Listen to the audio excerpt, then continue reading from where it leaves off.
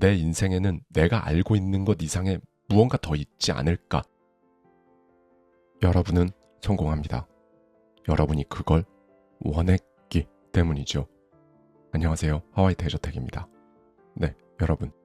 오늘 여러분이 지금 이 시각에 이 영상을 보게 된 건 분명히 특별한 이유가 있을 겁니다. 제가 이걸 확률적으로 계산할 필요도 없어요. 특정한 장소에서 특정한 시간에 수많은 할 것들 중 수많은 미디어 매체들 중에서도 지금 이 영상을 보고 계시다는 건요. 특별한 이유가 아니라면 확률적으로는 설명이 되지 않으니까요. 제가 갑자기 이 말씀을 드리는 이유는요. 저도 여러분도 우리는 때로 전혀 예상치 못한 뜻하지 않은 시간과 장소에서 인생을 바꿀 만한 어떤 의미나 깨달음을 얻게 된다는 걸 말씀드리기 위해서입니다. 그리고 그걸 깨닫게 되면 사람 인생이라는 게 정말 순식간에 바뀌고요. 그래서 오늘은요. 존 스트레레키의 세상 끝의 카페에 담겨있는 강렬한 인사이트를 가져와서요. 저의 생각까지 더해서 여러분들께 말씀드리도록 하겠습니다. 하루 10시간에서 12시간을 네모난 사각형 안에서 일하는 것이 인생의 전부는 아닐 거라고 생각했다. 우리는 때로 전혀 예기치 못한 순간, 뜻하지 않은 시간과 장소에서 인생의 의미를 다시 깨닫게 될 수 있습니다. 그런 순간은 의식하고 있지는 못해도 우리 인생에서 가장 필요한 순간 다가옵니다. 저에게도 그런 순간이 찾아왔습니다. 제 이름은 존입니다. 그날 저는 어두컴컴하고 인적이 드문 도로 위에서 길을 잃고 헤매고 있었지요. 돌이켜 생각하니 그 당시 제 상황은 제 인생을 닮은 모습이었습니다. 그날 길을 헤매던 저는 제 삶에서도 길을 잃어 어디로 가야 할지 알지 못했고 그때 택한 발걸음이 어디로 향하고 있는지 내가 왜 그 방향으로 가고 있는지 알지 못했으니까요. 저는 일주일간의 휴가를 내어 어디론가 가고 있었습니다. 일과 관련된 모든 것을 훌훌 털어버리고 자유로워지고 싶었기 때문이죠. 하루 10시간에서 12시간을 네모난 사각형 안에서 일하는 것이 인생의 전부는 아닐 거라고 생각했습니다. 고등학생 시절에는 대학 입시만 바라보며 사느라 정신없었고 대학 시절에는 어떻게 하면 좋은 직장을 구해 돈을 많이 벌까 하는 생각에 여념이 없었습니다. 그리고 결국 사회에 나와서는 승진만을 고대하며 일에 치여 피곤한 나날을 보냈지요. 제가 지금 이 자리에 오기까지 이끌어준 사람들은 결국 그들이 걸었던 길을 그대로 반복하도록 저를 인도한 것은 아니었을까요? 저는 월급을 받는 대가로 하루하루를 직장에 바쳐가며 사는 일상에 회의를 품기 시작했습니다. 이런 생각에 빠져 있던 저는 휴가를 떠났다가 길을 잃었고 한참을 헤매고 나서야 세상 끝의 카페를 발견하게 되었습니다. 당신은 왜 거기 있습니까? 제 차는 고속도로 위를 기어가고 있었습니다. 차가 움직이는 속도가 얼마나 느리고 답답한지 차라리 차를 버리고 걷는 편이 낫겠다 싶었어요. 그렇게 1시간쯤 기어가다 보니 도로는 완전히 주차장이 되어버렸고 저는 옴짝달싹 못하고 차 안에 갇힌 꼴이 되고 말았습니다. 그렇게 한 20분쯤 흘렀을까요? 꿈쩍도 하지 않고 정체되어 있는 차 안에 하염없이 앉아있던 사람들이 하나 둘 차 문을 열고 나오기 시작했습니다. 그런 상태로 또다시 25분 정도가 흘렀습니다. 중앙분리대 역할을 하라고 심어놓은 잔디를 가로질러 경찰차가 다가오는 것이 보였지요. 경찰은 10km쯤 앞쪽에 독성 물질을 싣고 가던 트럭이 전복되는 바람에 도로가 봉쇄되었다고 알려주었습니다. 이 도로 정체의 주범은 전복된 트럭이었던 겁니다. 그리고 저는 결국 중앙분리대를 넘어 반대 방향으로 넘어갔습니다. 일단 정체에서 벗어난 저는 휴대폰을 열어 지도를 검색하기는 했지만 검색 불가 메시지만 화면에 떴습니다. 가고픈 방향은 북쪽인데 저는 남쪽으로 차를 몰고 가고 있었지요. 빠져나갈 도로 입구 하나 보이지 않는 길이 10, 20, 30km 계속 이어졌습니다. 그런 상태로 한 50km쯤 달렸을 때 마침내 작은 표지판이 나타났습니다. 표지판을 보던 저는 순간 깨달았습니다. 이 표지판이 소용이 없다는 것을 말이지요. 내가 지금 어디쯤 왔는지 그리고 어디로 가고 있는지 제 자신도 모르니 지금 여기가 어디라고 알려주는 낯선 표지판은 아무런 의미가 없었기 때문입니다. 세상에, 주유소도 없고 패스트푸드점도 하나 없는 도로에 혼자 덩그러니 내가 지금 여기서 뭐 하고 있는 거지? 왼쪽을 봐도 오른쪽을 둘러봐도 아무것도 없이 황량하기는 매 한 가지였습니다. 그리고 1시간쯤 뒤 저는 완전히 길을 잃고 말았습니다. 고속도로에서 조금만 더 참고 그냥 기다렸어야 했는데 1시간만 참고 기다릴 걸. 그걸 못 참아 2시간을 허비한 데다 지금은 여기가 어딘지 알 길도 없으니 이제 연료도 반 이상 써버렸고 차를 돌릴 수도 없었습니다. 남은 연료로는 제가 출발한 곳까지 되돌아갈 수도 없을 뿐 아니라 왔던 길을 다시 제대로 찾아갈 수 있다는 보장도 없었으니까요. 그리고 지금까지 지나온 길가에는 주유소도 하나 없었습니다. 사실 애초에 휴가를 내려고 한 이유가 지금 같은 분노와 좌절감에서 벗어나고자 했던 것이었습니다. 해도 해도 끝이 없는 직장일과 밀려드는 고지서, 그리고 성공에 대한 강박관념으로 저는 지칠 대로 지친 상태였지요. 저는 소진된 인생의 배터리를 여행으로 충전하고 싶었습니다. 하지만 여행길 초입부터 상황은 제가 원하는 것의 정반대 방향으로 흘러가고 있었습니다. 연료 계기판 바닥을 가리키고 있을 때 멀리서 불빛이 보였습니다. 저는 불빛 쪽으로 차를 몰며 간절한 마음으로 주문을 걸듯 중얼거렸습니다. 제발 뭐든 좀 나와다오. 제 바람에 회답이라도 하듯 그곳에는 분명 뭔가가 있었습니다. 하늘에는 초승달과 셀 수 없이 많은 별이 반짝이는 가운데 건물의 지붕 위에는 세상 끝에 카페라는 간판이 반짝이고 있었지요.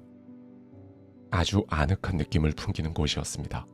편하게 앉아서 친구와 오랫동안 이야기라도 나누고 싶은 분위기였지요. 특이한 점은 단 하나. 메뉴판의 2번째 장을 넘기자 다음과 같은 질문이 적혀 있었습니다. 당신은 왜 여기 있습니까? 메뉴판을 다시 읽어보았습니다. 아니, 식당 주인이면서 사람들이 이 식당에 찾아오는 이유를 모를까? 당최 이해할 수 없는 질문이었어요. 제 이름은 케이스입니다. 존이 묘사한 바로 그 세상 끝의 카페에서 일하고 있습니다. 갑자기 던져진 질문에 존이 너무 당황하고 있는 듯하여 그 질문에 관해 지금부터 제가 이야기를 좀 해드릴까 합니다. 우선 그 질문을 다른 사람에게 하는 것이 아니라 스스로에게 하는 질문으로 한번 바꾸어 보세요. 나는 왜 여기에 있는가? 여기가 여러분의 경제적 상황일 수도 있을 겁니다. 다니는 회사일 수도 있을 거고요. 그러면 스스로가 달라지는 것을 느낄 수 있습니다.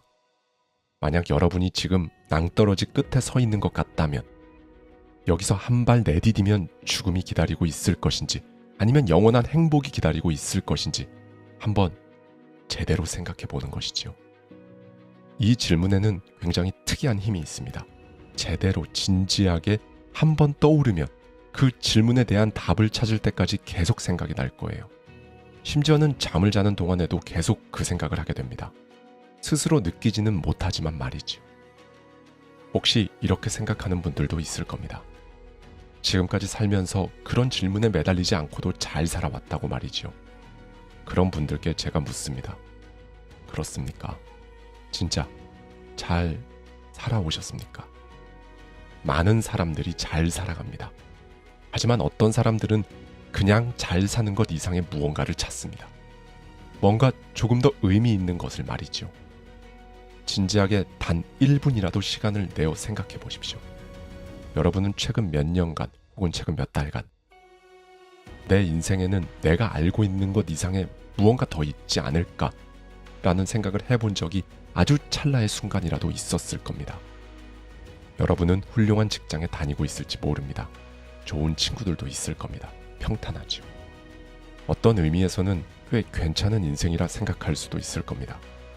하지만 마음 깊숙한 곳 어디엔가 설명하기 어려운 묘한 느낌이 도사리고 있진 않으신가요? 바로 그 느낌 때문에 사람들이 이 질문을 스스로에게 던지게 되는 것입니다. 허기진 줄도 모르는 사람들. 물론 그 질문을 흘끗 보고 그냥 잊어버리는 사람도 있습니다.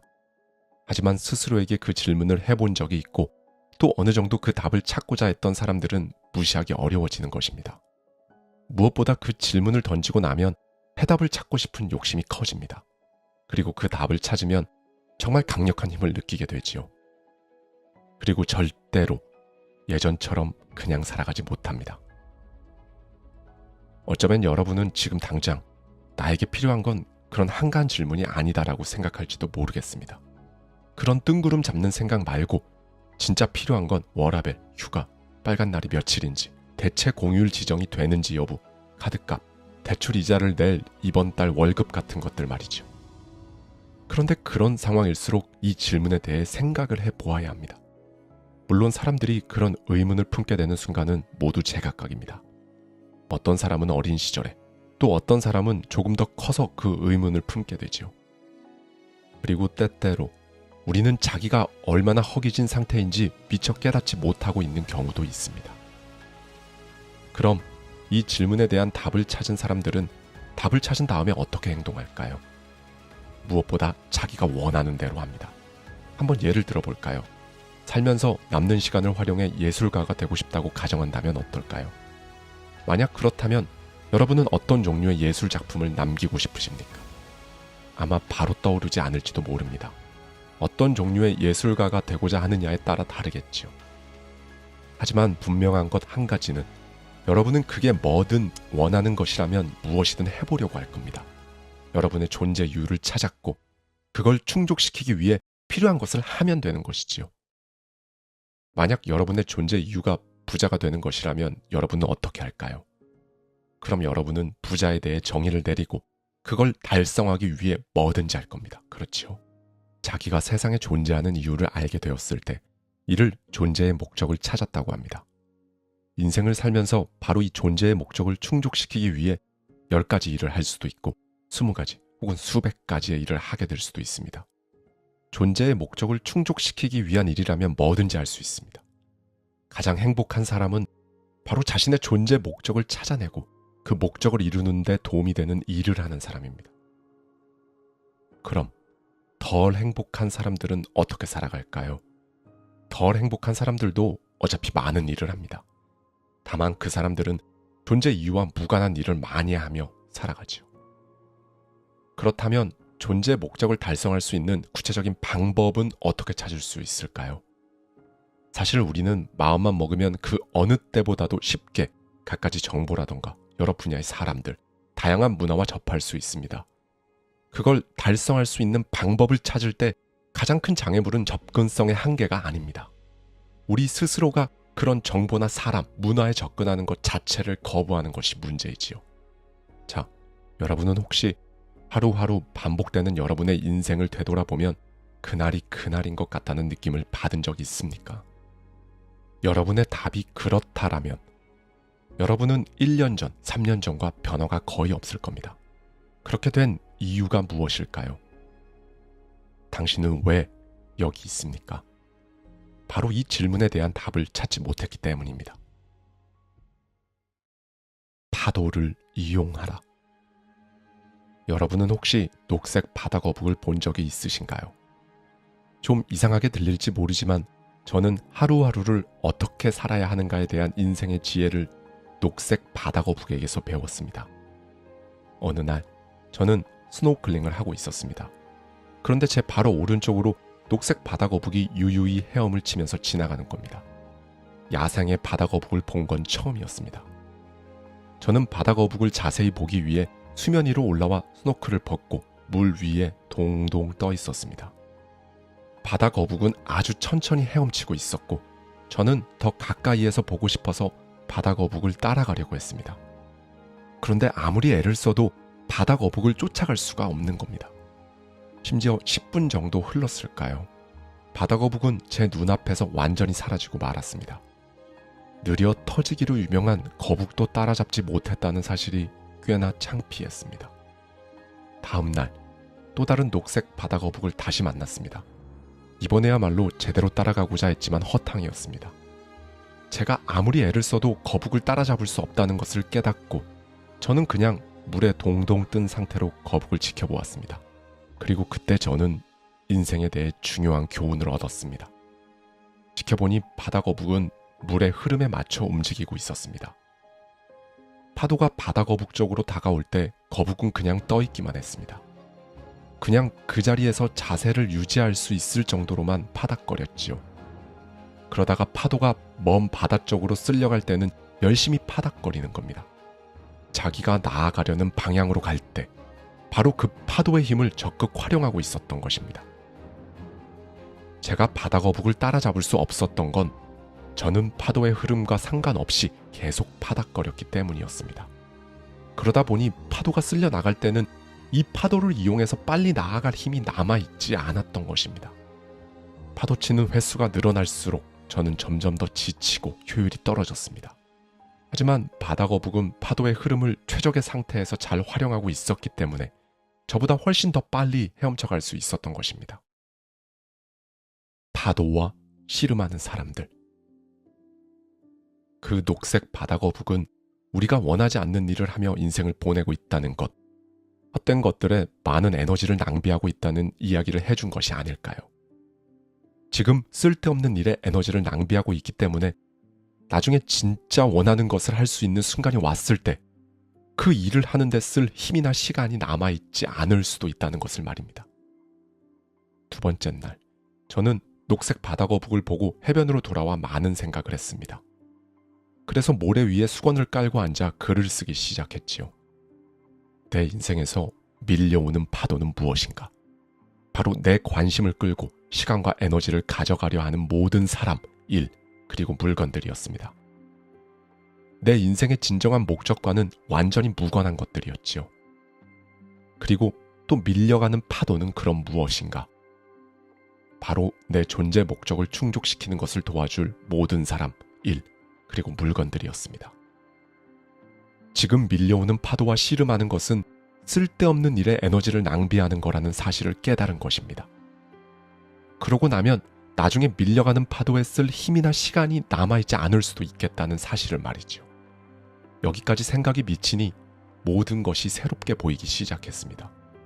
그때부터는 어떤 상황에 얼마나 에너지를 쏟아야 할지, 그리고 무엇을 위해 열심히 파닥거려야 할지 더 많이 생각하게 되었지요.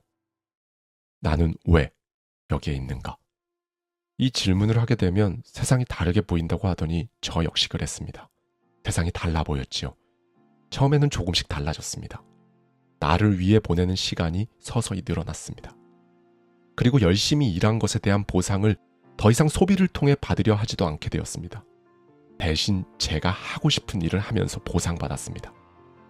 예를 들어 매일 적어도 1시간은 제가 좋아하는 데 투자하기로 마음먹었습니다. 좋아하는 책을 읽거나 산책을 하거나 운동을 하는 시기였습니다. 그 1시간이 2시간, 그리고 3시간으로 점점 더 늘어났습니다. 그 결과 내가 왜 여기 존재하는지에 대한 답을 만족시켜주는 일들을 하며 살게 되었습니다. 여러분은 혹시 자신의 존재 이유를 알고 매일 하는 일에 완전히 몰입해서 열정적으로 사는 사람을 본 적 있으신가요? 정말 자기가 하는 일을 즐기면서 사는 사람들 말입니다. 만약 본 적이 있다면 그 사람들은 자기가 하는 일을 지겨워하지 않는다라는 공통점이 있다는 걸 알고 계실 겁니다. 지겨워하기는커녕 더 하지 못해 안달인 것 같아 보이지요. 그 사람들은 자기가 하는 일에서 오히려 활력을 얻기 때문입니다. 그들은 재충전을 하겠다고 자기 일에서 멀리 벗어나려는 시도조차 안 합니다.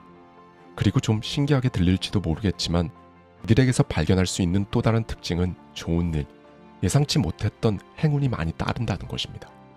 한편으로 생각하면 그냥 우연인 것 같기도 합니다. 그래도 그런 우연 역시 자기 일을 진정으로 즐기면서 사는 사람들에게 일어나는 것 같습니다. 여러분에게는 지금껏 그런 일이 없었나요? 희미하기는 하지만 분명 살면서 한 번쯤은 크고 작음을 떠나 그런 일이 있었을 것입니다. 그리고 그런 행운은 보통 자신이 진정으로 원할 때 예상하지 못했던 방식으로 일어나지요. 그 순간을 기억해내십시오. 그 두 가지 사이의 연관관계를 찾아낼 수 있을 것입니다. 그러니까 여러분에게 행운이 따랐던 때가 곧 여러분이 원하는 일을 하던 순간이었을 것입니다. 한 번 더 말씀드리겠습니다. 그 순간을 기억해내십시오. 그리고 그 두 가지 사이의 연관관계를 찾으십시오. 지금 가장 어려운 상황이라면 좋은 것이다. 다시 저는 존입니다. 그날 밤 세상 끝의 카페를 다녀온 후 많은 것이 변했습니다. 그 변화라고 하는 것이 마른 하늘에 날벼락 치듯 그렇게 격렬하게 온 것은 아니었지만 그 카페는 궁극적으로 제 인생에 엄청난 영향을 끼쳤습니다. 저 역시 변화는 천천히 시작되었습니다. 그러더니 언제부터인가 내 존재의 이유와 그것을 충족할 방법들이 보이기 시작했지요. 역설적이게도 제가 가장 어려운 상황에 직면해 있을 때 이러한 문제들에 대한 답이 보이기 시작했습니다. 두 가지 선택을 놓고 저울질할 때, 즉 하나는 나의 존재 목적을 충족해 줄 수 있는 삶이고 다른 하나는 단지 그냥 먹고 살기 위한 것이라고 할 때, 이 가운데 무엇을 선택할지는 너무 자명하고 쉬워 보일 줄 알았습니다. 하지만 실제로는 그렇지 않았습니다. 저는 대부분의 사람들이 존재 목적을 발견하고 나서도 그 여정을 중단한다는 것을 알게 되었습니다. 담장에 나 있는 구멍을 통해 자기가 원하는 삶이 보이긴 하지만 여러 가지 이유로 문 앞에서만 서성이다 돌아가는 사람이 너무 많았습니다.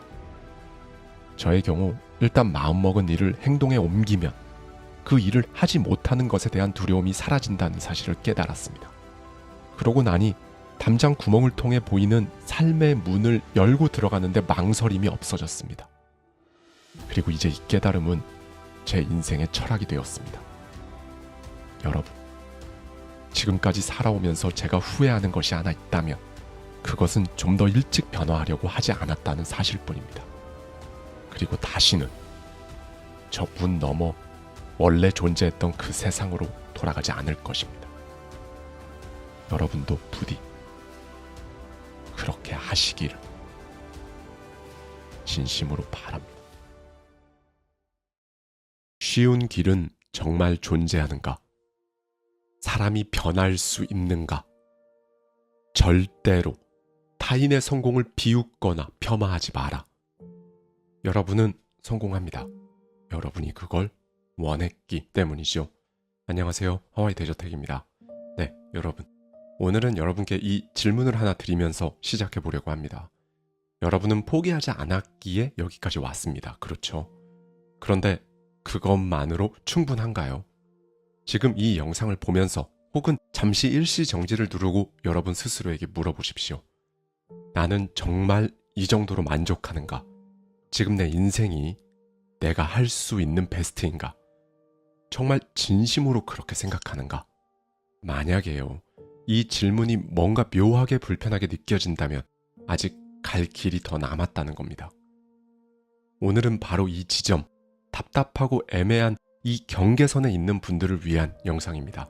그리고 그 답답하고 애매한 것들의 정답을 명확하게 한번 찾아보겠습니다. 그래서 오늘은요, 프레드리 니체의 위버맨쉬, 우리말로 초인이라는 뜻이죠. 이 책 속에 담겨있는 인사이트를 가져와서요, 저자의 시선에 저의 생각까지 더해서 말씀드리도록 하겠습니다. 어느 날 인생이 당신을 끝없는 사막 한가운데에 던져놓았다고 상상해보자. 어디로 가야 할지도 모르겠고 혼자라는 사실 자체만으로 두려움이 몰려온다. 모든 것이 불확실하고 단 한 걸음을 내딛는 것조차 힘겨워진다. 하지만 그 길의 끝에서 당신이 얻게 될 보상은 그게 무엇이든 당신이 생각하는 것보다 훨씬 클 것이다. 강한 사람은 어떤 사람일까? 강한 사람은 좋은 날이 많은 사람이 아니다. 불안과 시련 속에서 있음에도 불구하고, 그리도 어렵고 처절한 상황임에도 불구하고 그 과정을 통과하며 자신의 길을 만들어가는 사람이다. 때로는 괜찮은 척해야 할 때도 있다. 아무렇지 않다는 말로 버텨야 하는 순간이 찾아오기도 한다. 그러나 바로 그 시간이 당신을 성장시키는 과정이다. 그런 날들을 지나고 나면 더 단단해진 당신 스스로를 발견하게 될 것이다. 당신이 지금까지 걸어온 길은 방황이 아니었다. 어느 순간 나는 3가지를 깨달았다. 첫째, 삶이란 처음부터 완벽한 게 아니라 끊임없이 다시 만들어가는 과정이라는 것. 둘째, 강해지지 않으면 내 인생을 휘두르는 것들이 계속해서 나타날 거라는 사실. 그리고 셋째, 내가 걸어온 길은 의미 없는 방황이 아니었다는 사실을 말이다.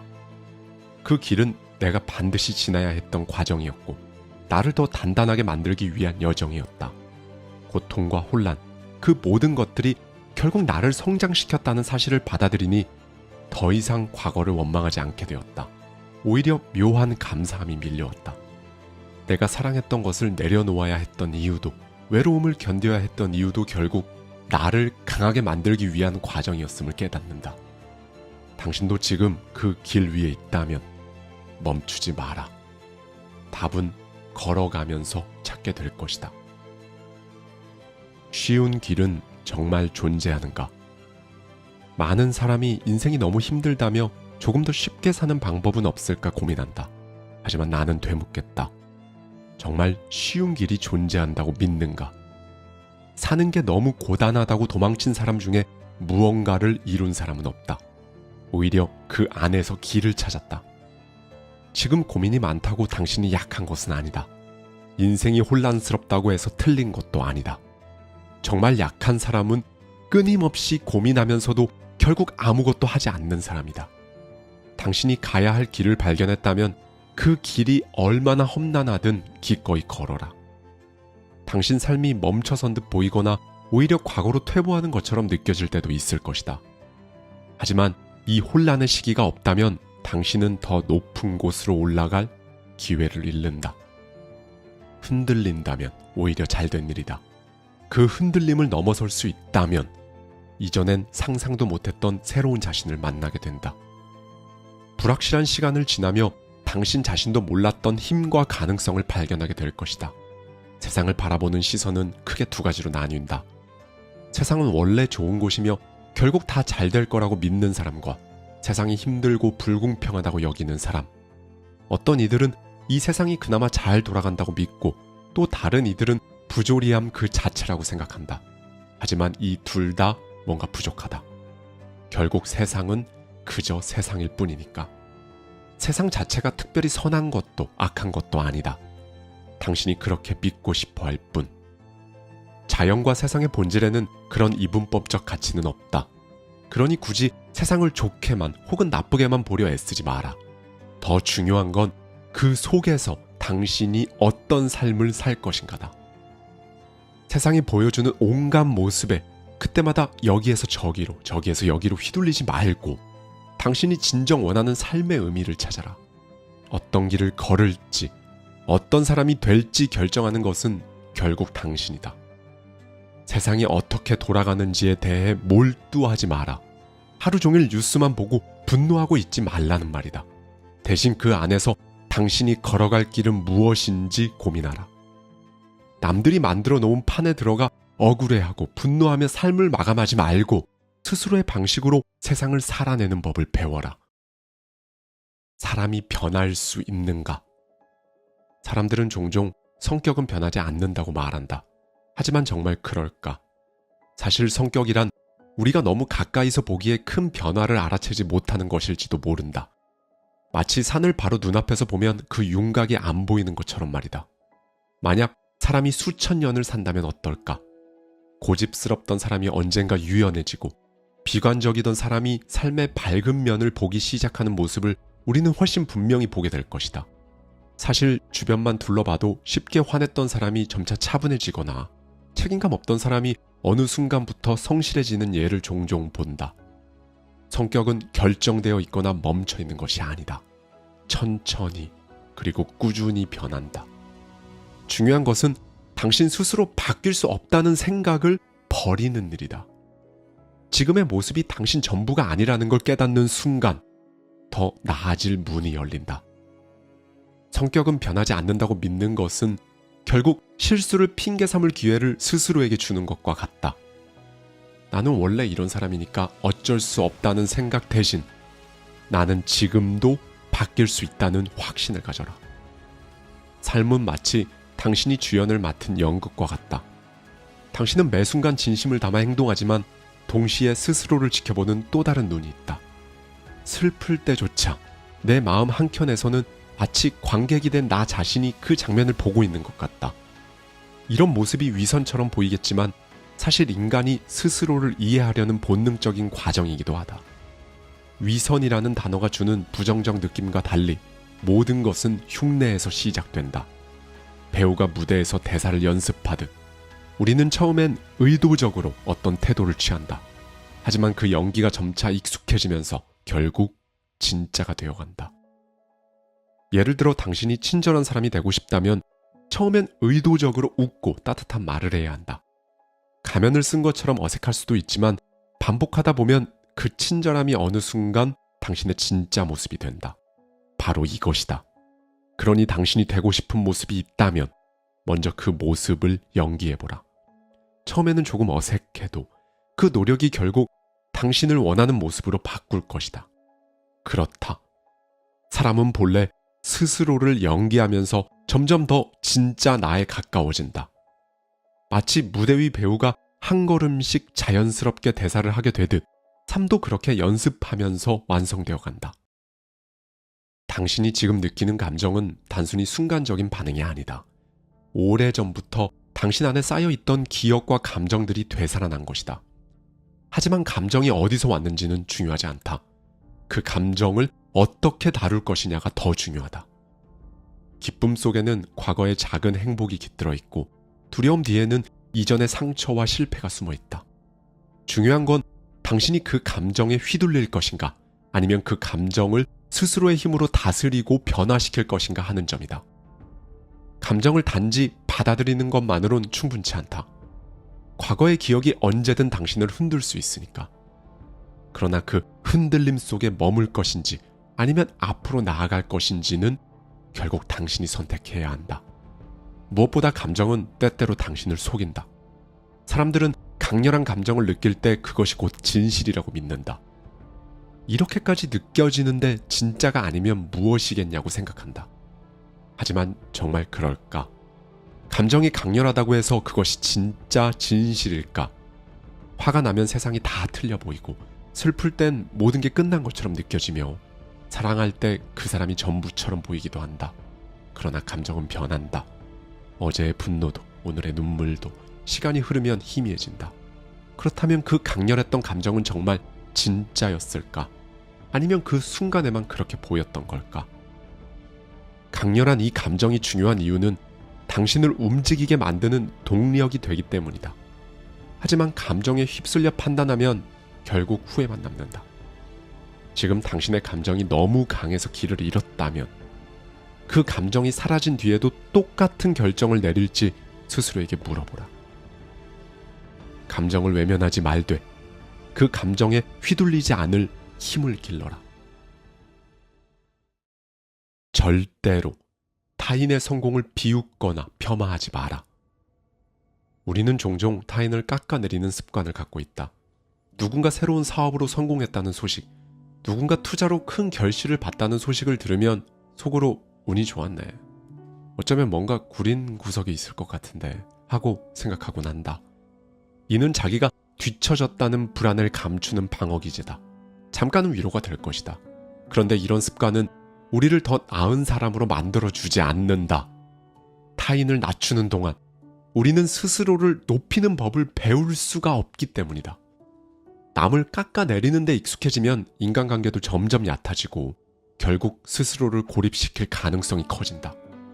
마치 내가 만든 탑 위에서 세상을 내려다보는 듯하지만 그 탑은 속이 비어 있으며 점점 썩고 있을 뿐이다. 진정한 자존감은 다른 사람의 약점을 들춰내는 데서 오지 않는다. 자신을 있는 그대로 받아들이고 부족함을 성장의 기회로 삼을 때 비로소 단단해진다. 남의 성공을 질투하기보다 축하해 줄 수 있는 여유야말로 당신을 더 매력적인 사람으로 만든다. 물론 말처럼 쉽지는 않다. 누군가가 성공하는 모습을 보면 나는 뭐하고 있지 하고 자책하게 될 수도 있다. 그럴 땐 스스로에게 이렇게 말하라. 나는 남들과 경쟁하는 것이 아니라 과거의 나와 경쟁하는 중이라고. 이 한마디가 불필요한 비교에서 벗어나게 도와준다. 그리고 자신에게 조금의 여유를 허락하라. 그래, 아직 저 사람처럼 성공하지는 못했지만 나는 나만의 속도로 단계를 밟아가고 있다고. 그리고 무엇보다 먼저 나를 돌보아라. 어릴 때부터 우리는 남을 돕는 것이 바람직한 삶이라고 배웠다. 이타적인 행동이 최고의 가치로 여겨지고 타인을 위해 자신을 희생하는 것이 미덕이라 배웠다. 하지만 정말 중요한 건 타인을 돕기 전에 나 자신을 사랑하는 법을 먼저 배워야 한다는 것이다. 스스로를 온전히 이해하고 존중할 수 있을 때 비로소 타인에게도 진정한 도움을 줄 수 있다. 생각해보라. 지치고 피곤한 상태에서 과연 무엇을 나눌 수 있겠는가? 오히려 내면이 충만할 때 더 깊이 있는 나눔을 전할 수 있는 것이다. 결국 자신을 먼저 돌보는 일이 더 나은 삶의 출발점이다. 내가 나를 존중할 때 그 에너지는 자연스럽게 주변에 전해지고 타인에게도 제대로 된 진정한 도움을 줄 수 있다. 당신 스스로를 돌볼 때 분명한 사실 하나를 반드시 기억하라. 인간은 스스로를 이해하고자 할 때 더 나은 방향으로 나아갈 수 있다는 것을 말이다. 하지만 그 길은 늘 쉽지 않다. 마치 거대한 미로에서 출구를 찾듯 가끔은 막다른 길에 부딪혀 멈춰서야 할 때도 있다. 우리는 종종 스스로에게 왜 이런 선택을 했었는지, 도대체 왜 이런 감정을 느끼고 있는지 묻는다. 이 질문들은 불편하고 때로는 고통스럽지만 결국 당신을 더 깊은 깨달음으로 데려간다. 문제는 그에 대한 답 역시 언제나 깔끔하게 떨어지지 않는다는 데 있다. 왜냐하면 답을 찾는 과정에서 당신이 지금까지 믿어왔던 가치가 흔들리고 무너질 수 있기 때문이다. 하지만 바로 그 순간이 당신 인생에서 가장 중요하다. 길을 잃는다는 건 곧 새로운 길을 찾고 있다는 것을 의미하기 때문이다. 예를 들어 오랜 기간 있는 힘껏 달려온 당신의 목표가 갑자기 무의미해졌다면 이제 무엇을 새롭게 시작할 수 있을지 스스로에게 물어야 한다. 과거에 얽매여 자신을 짓누르지 말고 언제든 새로운 삶을 설계할 수 있음을 기억하라. 이건 당신의 나이와도 하등 상관이 없다. 두려움은 당연하다. 아니, 오히려 좋은 것이다. 그 두려움을 안고 한 걸음 내디뎌라. 당신의 삶은 도대체 누구의 것인가? 복종은 때때로 가장 쉬운 선택이다. 복종하는 순간 사람은 더 이상 무엇을 해야 할지 끊임없이 고민할 필요가 없어진다. 자연스럽게 정해져 버린 틀 안에서 살아가니 삶의 공허함이나 불안을 느낄 틈이 줄어들고 자신의 행동에 대한 책임감도 덜 느끼게 된다. 당신의 욕망도 정확히 똑같다. 적절히 조절하기보다 아예 포기해버리는 게 훨씬 편하다고 느낄 때가 많을 것이다. 그렇다면 당신의 삶은 과연 누구의 것인가? 당신의 것이 맞는가? 오래전에 살았던 많은 이들에게 영웅으로 추앙받는 한 사람의 인생에 대해 들여다보자. 그 사람은 자기 삶을 스스로 살지 않고 타인의 기대나 압력에 눌려 하루하루를 버텼다. 그는 자신만의 신념이 없고 아니오라고 말할 용기도 없다. 위기가 닥치면 가장 먼저 희생되는 사람은 늘 그 사람이었다. 사람들의 비난과 외면이 두려워서 결국 자기 삶에서 주인공이 아닌 조연으로 머무르고 만다. 그러나 사람들은 그의 나약함을 금방 알아챈다. 그래서 그를 영웅처럼 포장하거나 심지어 순교자로 추켜 세운다. 하지만 정말 아이러니한 건 그는 단 한 번도 진심으로 예라고 외쳐본 적이 없다는 사실이다. 그의 내면에서 아니오가 울부짖고 있음에도 입 밖으로는 예만 내뱉었다. 그리고 삶의 마지막 순간조차도 그는 자신의 의지가 아닌 타인의 기대 속에서 무너졌다. 세상은 그의 죽음을 고귀한 희생으로 미화했다. 용감한 선택이라고 칭송했으며 그의 이야기를 세상에 알렸다. 하지만 실상 그 죽음은 자기 신념에서 비롯된 것이 아니었다. 오히려 자기 신념이 없었기에 벌어진 비극이었다. 그는 단지 타인이 정해준 역할을 끝까지 연기했을 뿐이었다. 아니라고 생각되면 아니요라고 말하라. 지금 당신의 삶 역시 아니라고 생각되면 아니요라고 입 밖으로 꺼내야만 한다. 그래야 비로소 당신은 스스로를 지킬 수 있다. 삶은 남이 써놓은 각본을 연기하는 무대가 아니다. 스스로 각본을 쓰고 걸어가는 여정이다. 당신은 누구의 조연이 아니다. 스스로의 주인공이 되어야만 한다. 왜? 당신의 인생은 당신의 것이므로. 당신 인생의 문제가 원하는 삶으로 당신을 데려다 준다. 살다 보면 한 번쯤은 자신이 걸어온 길을 돌아보게 된다. 그 길이 그저 방황이었을까? 아니면 꼭 필요한 과정이었을까?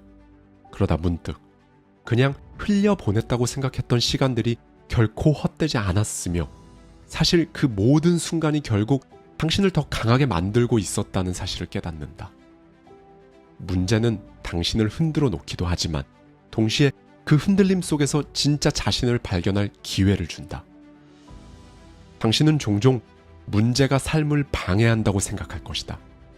하지만 사실 문제마저 없었다면 당신은 더 나아갈 생각조차 하지 않을 것이며 실제로도 더 나아갈 수 없다.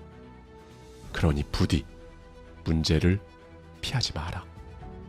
그것은 당신을 더 높은 곳으로 이끌어줄 힘이 된다. 고통에서 도망치지 않고 그걸 마주하는 사람만이 그것을 자신의 장점이나 무기로 바꿔낼 수 있다.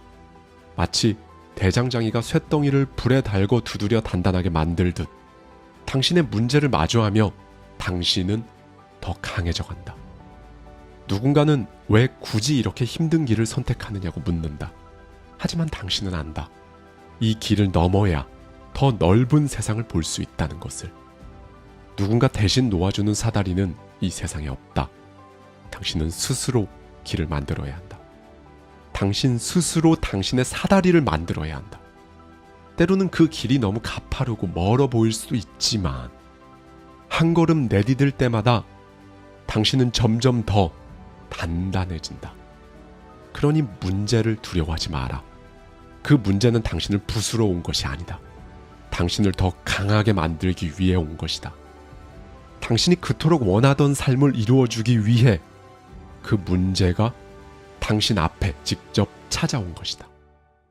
삶은 그냥 흘러가지 않는다. 당신이 어떤 태도로 사느냐에 따라 당신은 완전히 다른 인생을 살아갈 것이다. 우연히 길에서 누군가를 만났다고 해서 그 만남이 무조건 특별한 의미를 가져야 하는 것은 아니다. 하지만 그 순간을 소중하게 만드는 건 당신의 선택이다. 길에서 우연히 마주친 그 누군가는 바로 지금 당신 앞에 서 있는 그 문제이다. 감사합니다. 지금까지 하와이 대저택이었습니다.